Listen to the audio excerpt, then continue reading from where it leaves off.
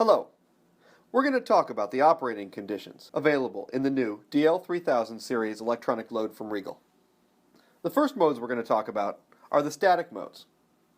In these modes, you set a constant current, voltage, power, or resistance, and the load draws energy from the device under test to meet those conditions.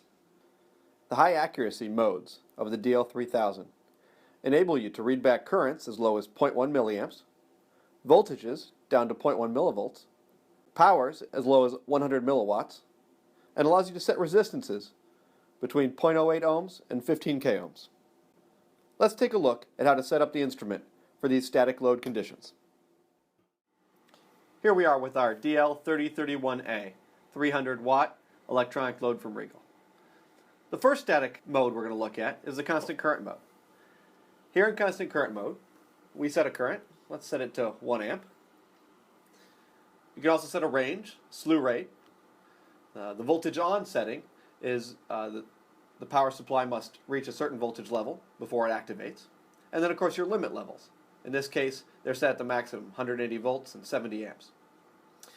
Today we just have the device connected to a simple power supply at 30 volts. So let's activate this.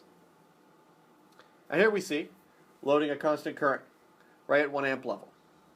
Now in all these modes, the instrument shows you your voltage, your current, your power, and the resistance that the load is presenting to the device under test at all times.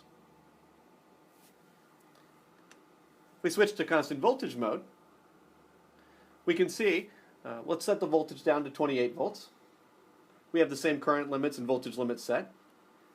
And if we activate that, we see that the load draws down to 28 volts, pulling the power supply down. To do that, it has to draw 3 amps from it. So the power supply is really limited at 3 amps here. And once you pull 3 amps, it starts to droop. So the load's job is to pull the voltage down to the level we've set. In constant resistance mode, we actually are setting a resistance value that the load will show to the device under test. For this test, let's pick 15 ohms. So we've set that at 15 ohms. That's activated. So as we expect, a 30 volt supply presented with 15 ohms drives 2 amps. That's about 60 watts, 30 volts and 2 amps. So we can see getting continuous readings and updates on all these values as we draw down the device under test. We can be testing it long term for repeatability or looking for bugs and errors as well. And the last of the static modes is really the constant power mode.